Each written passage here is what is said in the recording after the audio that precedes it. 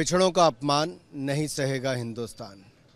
और पिछड़ों का अपमान करने का, अपशब्द बोलने का काम ये राहुल गांधी जी और कांग्रेस पार्टी लगातार करती रही है।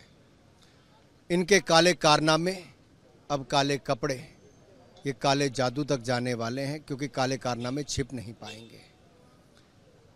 सवाल ये खड़ा होता है कि आखिरकार क्या कांग्रेस ने कोर्ट को भी मानना बंद कर दिया है?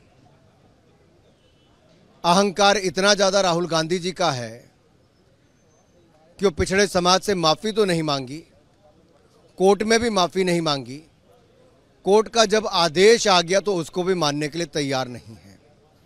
ये आदेश कोर्ट का है, स्पीकर को तो केवल उस पर पुष्टि करनी है।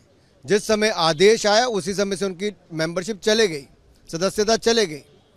अब ये नौटंकी किसके लिए है?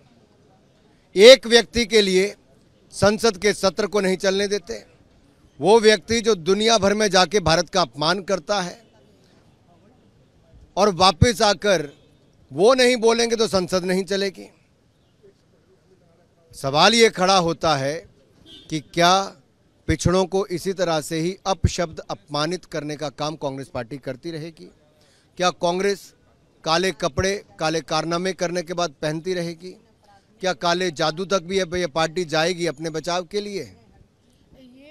राहुल गांधी कहते हैं मैं सावरकर नहीं हूं, मैं गांधी हूं, मैं माफी नहीं मांगूंगा। राहुल गांधी सावरकर कभी हो नहीं सकते। सावरकर जी कभी 6 महीने विदेश में घूमने फिरने नहीं जाते थे।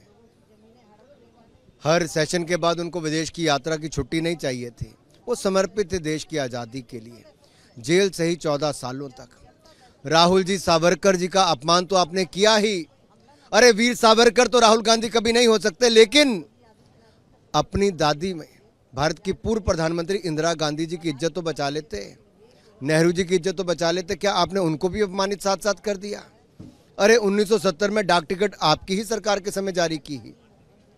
1983 में इंदिरा गांधी जी ही प्रधानमंत्री थी जब फिल्म डिवीजन ने सावरकर जी की जयंती पर एक फिल्म 40 मिनट से ज़्यादा की रिलीज की थी। इंदिरा गांधी जी ने पत्र लिखकर सावरकर जी के योगदान के बारे में कहा था। राहुल गांधी जी, आप देश में तो किसी को नहीं मानते, कम से कम अपने ही परिवार के, अपनी दादी और उनके पिता यानी कि पंडित नेहरू और इंदिरा गांधी जी को तो कम से कम इज्जत रख लेते।